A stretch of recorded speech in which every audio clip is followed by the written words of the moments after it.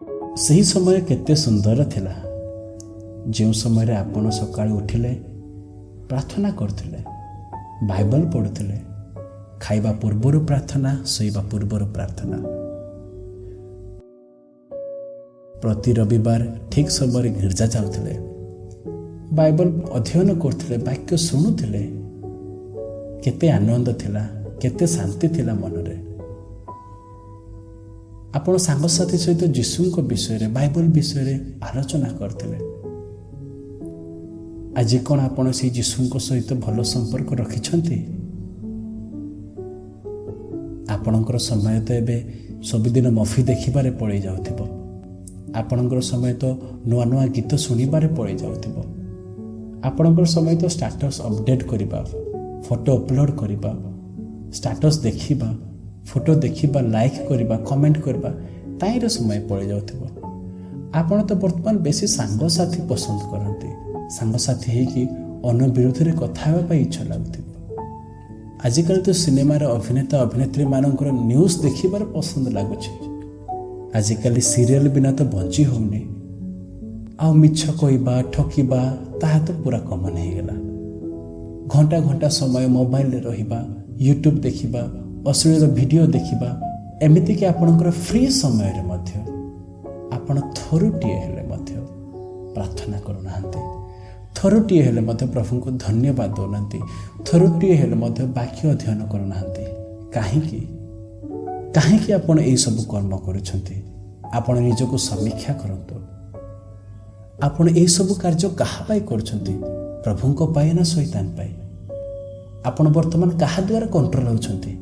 ପ୍ରଭୁଙ୍କ ଦ୍ୱାରା ନା ଶୈତାନର ଦ୍ୱାରା? ଆପଣ ଯଦି ଶୈତାନର ଦ୍ୱାରା କଣ୍ଟ୍ରୋଲ ହେଉଛନ୍ତି ଆଉ ଏହି ପ୍ରକାର କାର୍ଯ୍ୟ କରନ୍ତି, ତାହେଲେ ଆପଣ ଜାଣନ୍ତି କି ଆପଣ କେଉଁଠାକୁ ଯିବେ? ନରକକୁ ଯିବେ। ବର୍ତ୍ତମାନ ଆପଣଙ୍କ ଜୀବନର ସୁସ୍ଥତାର ଆବଶ୍ୟକତା ରହିଛି। ଗୀତ ସଂହିତା 23:3 ପଦରେ ଲେଖାଯାଏ, ସେ ମୋ ପ୍ରାଣକୁ ସୁସ୍ଥ କରନ୍ତି। ସେମାନେ କିଏ? ସିଏ ହେଉଛି ସେହି ଯାହାକୁ ଆପଣ ଆଗରୁ ମନେ ରଖିଥିଲେ କିନ୍ତୁ ବର୍ତ୍ତମାନ ମନେ ରଖିନାହାନ୍ତି। ସେ ଆପଣଙ୍କ ପ୍ରାଣକୁ ସୁସ୍ଥ କରିବାକୁ ଚାହାନ୍ତି।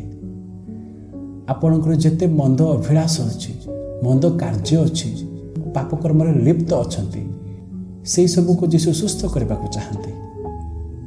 ସେ ଆପଣଙ୍କ ଜୀବନରେ ଶାନ୍ତି ଦେବେ।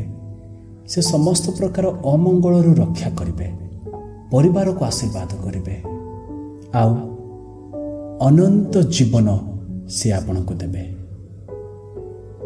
ଏହାଠାରୁ ଆଉ ବଡ଼ କ'ଣ ହେଇପାରେ? ଆଜି ଆପଣ ନିଜ ପ୍ରାଣକୁ ଯୀଶୁଙ୍କ ଠାରେ ସମର୍ପଣ କରନ୍ତୁ, ପ୍ରାର୍ଥନା କରନ୍ତୁ, ଅନୁତାପ କରନ୍ତୁ, ଆଉ ଯୀଶୁଙ୍କୁ କୁହନ୍ତୁ ସେ ତୁମକୁ ସୁସ୍ଥ କରିବେ, ଆଉ ସିଏ ଆପଣଙ୍କ ଜୀବନରେ ଶାନ୍ତି ଦେବେ, ଆଉ ସିଏ ଅନନ୍ତ କାଳ ନର୍କ ଠାରୁ ବଞ୍ଚାଇ ଆପଣଙ୍କୁ ଅନନ୍ତ କାଳ ଜୀବନ ଦେବେ।